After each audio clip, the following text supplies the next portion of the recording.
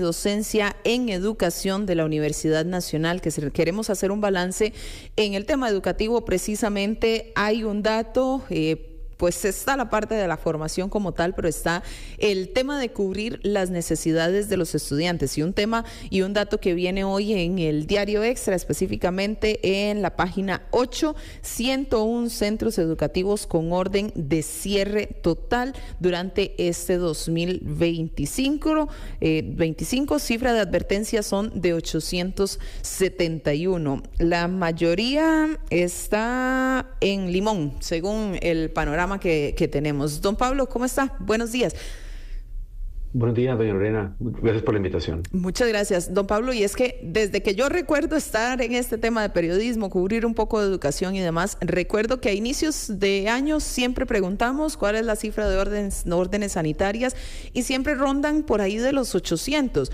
Siempre nos hacen la aclaración que no todo tiene que ver con tema de cierres, ¿verdad? Que hay algunos detalles menores, no sé, la cobertura que tienen que usar en el pelo las cocineras, que no hay papel higiénico, que son tal vez cosas que se pueden resolver fácilmente, pero sigue habiendo también centros educativos que no cuentan con las condiciones. 101 centros educativos con cierre total en todo el país.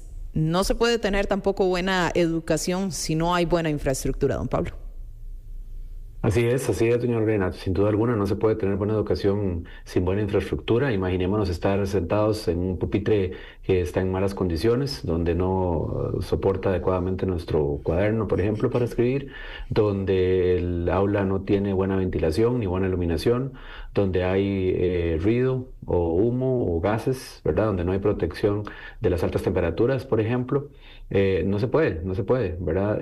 Cualquier persona para hacer su trabajo bien requiere condiciones como usted y yo en este momento. Estamos sentados cómodamente y que podemos comunicarnos tranquilamente, ¿verdad? Con las condiciones que requerimos para hacer nuestro trabajo. No se le puede pedir a las personas un buen desempeño si no tienen las condiciones mínimas óptimas para hacer su trabajo. El gobierno ha dado muchísimos pretextos durante estos años, pero lo cierto es que la inversión educativa viene a la baja y que eso se ve reflejado en una reducción de la infraestructura, de la inversión en infraestructura, de el abandono que hay por parte de este gobierno a los centros educativos públicos de primaria y secundaria. Y esto me parece que también es uno de los factores que incide en los pésimos resultados que estamos obteniendo como país, que son malas noticias para todos y todas. Don Pablo, bueno, yo creo que en general, como le decía, desde que yo recuerdo están dando estos datos también este gobierno, gobiernos anteriores. ¿Qué es lo que se tiene que hacer entonces para que ya no nos digan son 800 y resto, son 100 y resto de centros educativos? ¿Es falta de inversión o falta de ejecución más bien? Aunque nos alegra, por supuesto, cada vez que nos mencionan que hay una inauguración de centro educativo y demás, son plazos tal vez muy largos para poder lograr eso. Yo creo que lo que nos hace falta para empezar es la información más detallada, ¿verdad? Necesitamos no solamente una lista que nos diga a grosso modo, ¿verdad?, cuántos centros son, ¿verdad?, y los famosos 800 y pico que se mantienen a través de esta administración, sino que necesitamos el detalle de lo que usted mencionaba anteriormente, ¿verdad? Cuáles son casos menores, cuáles son casos intermedios, cuáles son casos gravísimos, cuáles son casos donde se debe cerrar, cuáles son casos donde no puede haber personas en esos lugares, ¿verdad? Y a partir de eso, ¿cuál es el plan?, ¿verdad? Porque también tenemos otro problema gravísimo, ¿verdad? No tenemos, digamos, a la par de esa lista de diagnóstico, un plan que nos diga, bueno, qué vamos a hacer con cada uno de esos casos y en qué plazo, ¿verdad? Recordemos que este gobierno ha brillado por la ausencia de una ruta de la educación y un plan que detalle cuáles son las acciones, y ya ahora en medio de la campaña en la que el gobierno participa activamente es digamos, iluso pensar que van a llevarse a cabo acciones que no se hicieron en los 3 años anteriores. Don Pablo, y en cuanto a la calidad de la educación como tal, ¿cuál es el panorama que podemos tener para este año? La famosa crisis educativa de la que se hablaba, o apagón educativo que se tuvo durante la pandemia, ¿ya vamos saliendo de eso? Al contrario, más bien el país ha empeorado, ¿verdad?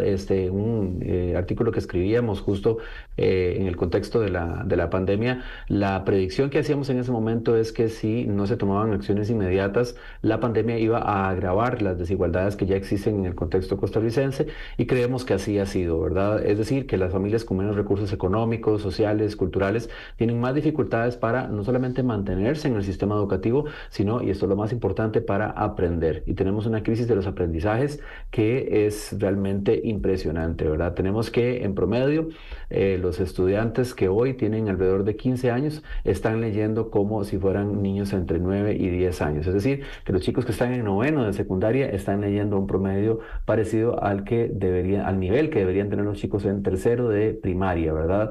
Y en un estudio que hicimos en los estudiantes de primer año en las universidades públicas, que en su mayoría egresan de los centros educativos públicos, en un 85% ellos y ellas no tienen los niveles de comprensión de lectura que deberían tener para el nivel universitario. ¿Dónde se corrige esto? Bueno, en todo el proceso, empezando desde el nivel preescolar y de primera infancia. Hoy tenemos evidencia robusta que nos demuestra que podemos mejorar la lectoescritura interviniendo tempranamente, trabajando con las familias, trabajando con los papás, trabajando con los centros educativos, trabajando con los maestros y maestras de forma sostenida, y podemos levantar esos números, ¿verdad? Pero eso requiere también de una estrategia nacional basada en evidencia para mejorar la lectura y la escritura. Eso es posible, pero insisto, este gobierno ha brillado por la ausencia, por la falta de estrategia y por además la falta de voluntad para invertir en educación como lo demanda nuestra constitución política al nivel de al menos el 8% del Producto Interno Bruto, lo cual si hiciéramos, ¿verdad? Tendríamos los recursos suficientes para poder mejorar la infraestructura, para poder invertir en estudiantes directamente, para poder invertir en material didáctico, para poder invertir en becas, en comedores, en más y mejores actividades educativas, en más y mejores docentes para promover el desarrollo integral de nuestros estudiantes. ¿Cuál es la forma en la que se puede lograr ese y alcanzar ese 8%, don Pablo, también, que sea paulatino y que sea realista? Porque yo no, ¿verdad? Y lo han dicho las autoridades, en este momento no podemos decir pasamos de tanto a tanto, así nomás. En realidad me parece que están mintiendo, me parece que sí se puede. Costa Rica tiene una obligación legal, una obligación constitucional. Estamos hablando de un derecho fundamental, como lo es el derecho a la educación, ¿verdad? Sabemos que hay enormes necesidades y, por ejemplo, deberíamos tener como mínimo, ¿verdad? No solamente la lista completa de esos centros educativos que requieren intervención inmediata, sino también un plan para hacerlo y también el costeo de esa inversión, ¿verdad? Entonces deberíamos decir, bueno, ¿de dónde va a salir esa inversión? Bueno, de la obligación que tiene el Estado costarricense en el artículo 78 de la Constitución Política de invertir al menos el 8% del Producto Interno Bruto. Ciertamente, ahora, ¿verdad? El pretexto es hemos recortado tanto que si subimos de un solo tirón, ¿verdad? Produciríamos un problema, ¿verdad? De ejecución. Sería muy difícil poder ejecutar una cantidad tan grande en poco tiempo. Pero también tendríamos que tener para este momento un plan escalonado de cómo vamos a ir paulatinamente levantando la inversión para llegar en un mediano plazo de nuevo a recuperar la inversión y devolverla por lo menos a los niveles en los que estaba antes y posteriormente apuntar a llegar a esa meta del 8% del Producto Interno Bruto que debería verse no como un techo, sino como un piso. ¿Por qué?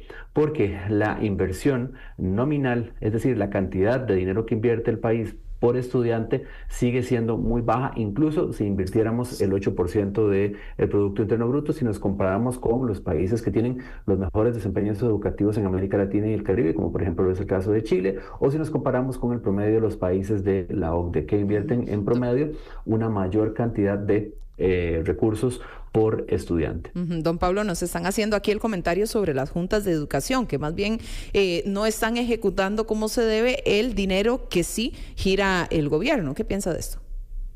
Bueno, me parece que en las juntas de educación ha habido, digamos, en mi opinión, cierta negligencia por parte del Estado, porque ha sido este mecanismo del Estado delegando en la sociedad civil. ¿verdad?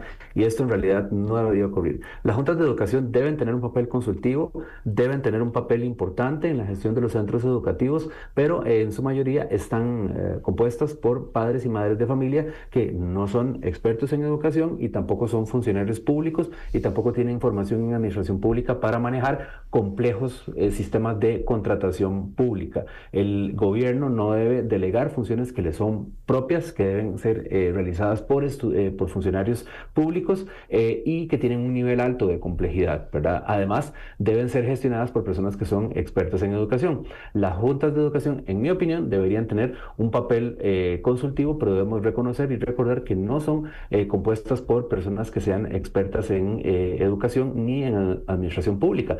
Pese a eso, se trata de poner en ellas el peso para manejar complejos sistemas de contratación y complejísimos proyectos de inversión. Sería como que usted tomara la decisión como periodista de delegar funciones periodísticas en personas que no son periodistas o que no tienen la preparación o la experiencia, ¿verdad? Okay. Sí tienen el interés, la vocación, el compromiso, la solidaridad, las ganas de colaborar y todo eso está muy bien, pero debemos reconocer la complejidad de los temas de la gestión pública y de la educación y deben estar en manos de personas con la formación y la experiencia apropiada. Ya para ir cerrando, don Pablo, y más bien agradecerle, no lo veo nada contento a usted con la gestión durante este año. ¿Qué ha sido lo positivo? ¿Qué se puede destacar? Bueno, yo considero que estamos en una situación realmente lamentable, realmente triste, realmente decepcionante, realmente indignante para cualquiera de nosotros que crea que la educación es un derecho. Hoy lo que estamos viendo es un nivel de retroceso gigantesco. Costa Rica en el pasado era uno de los países que se consideraba con uno de los mejores sistemas educativos en América Latina. Hoy estamos retrocediendo, digámoslo así, que acaba de terminar la vuelta ciclística, ¿verdad? Pasamos de estar en los primeros lugares a estar en el pelotón, a ser uno más, ¿verdad? Y eso lo que predice es malos resultados para todos. ¿Por qué? Porque entre más avanzamos a sociedades basadas en el conocimiento, más importante se vuelve la educación. Y justo cuando más necesitamos que más personas estén con altos niveles educativos y que lleguen a nivel de educación terciario, estamos teniendo una crisis educativa en lo más importante de todo, los aprendizajes de las personas. Mientras eso se mantenga así, yo considero que debemos mantener el dedo en el renglón, debemos mantener el dedo en la llaga, porque si realmente consideramos que la educación es un derecho de todos y todas, especialmente de nuestros niños y jóvenes, entonces tenemos que seguir insistiendo en los problemas que están tan graves en su condición actual, precisamente para corregirlos. Estoy en lo personal muy molesto y muy incómodo porque quiero un cambio y porque creo que es un derecho de todos y todas tener un sistema educativo decente. ¿No hay nada positivo entonces? Yo considero que podríamos mencionar cosas positivas, el informe está ahí, pero me parece que en este momento deberíamos mantener el dedo en el renglón y yo considero que mantener el dedo en el renglón es decir, no es aceptable que los estudiantes de noveno año de secundaria estén leyendo como si fueran niños de 9 o 10 años. Mientras eso esté así, yo considero, doña Lorena, que no debemos mover el dedo al renglón. ¿Cómo se corrige ahora eso? Entonces, por ejemplo, ya con los estudiantes que están saliendo o que inclusive ya salieron del colegio, ¿cómo se les puede apoyar? Es muy difícil. En la Universidad Nacional, por ejemplo, tenemos programas de apoyo a los estudiantes, tenemos programas de tutorías, tenemos programas donde damos atención adicional a los estudiantes, ¿verdad? Además de todos los apoyos que tienen que ver con beca, apoyo con alimentación, residencias estudiantiles, ¿verdad? Para tratar de subir el nivel de los estudiantes, pero realmente es muy difícil. Si queremos atender no solamente el problema en su condición actual, sino resolverlo, y esto es la buena noticia que sí le tengo, hoy contamos con evidencia que señala que si intervenimos tempranamente en los primeros años de vida de las personas, con las familias, por ejemplo, con estrategias muy sencillas y de bajo costo, como lo son la lectura compartida en primera infancia, donde apagamos la pantalla y le enseñamos a los adultos a leer por lo menos 15 minutos al día de forma compartida adulto-niño, con libros apropiados para la edad de de los niños. Esto puede tener un impacto en la lectoescritura inicial, que ayuda a que los chicos, cuando ingresan a primaria, estén en condiciones más aptas para iniciar su proceso de lectoescritura y más familiarizados con el material impreso, más familiarizados con el texto, más familiarizados con las letras, más familiarizados con la narrativa, lo cual les va a ayudar a que después continúen su proceso de aprendizaje de la lectoescritura, que es la base fundamental de todo el proceso académico, ¿verdad? Las habilidades académicas todas se sustentan en esa habilidad nuclear que es la habilidad de lectura y escritura.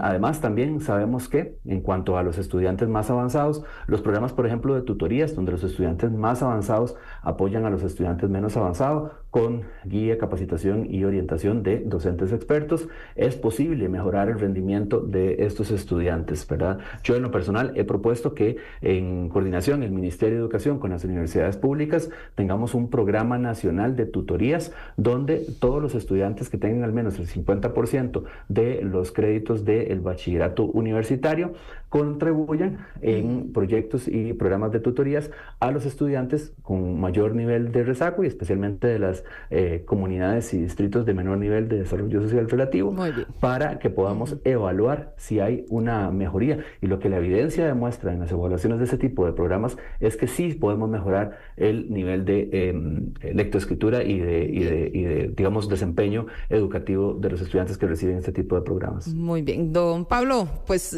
qué lástima que no haya algo positivo que se pueda destacar en este caso. Ya voy a leer algunos de los comentarios de los oyentes, porque ahí nos están haciendo mención también a algunos temas. Pero muchísimas gracias por su opinión, don Pablo Chaverri, del Centro de Investigación y Docencia en Educación de la Universidad Nacional. Feliz Navidad. Hasta luego, buen día. Don Pablo Chaverri, bueno, nos hacía el balance con la persona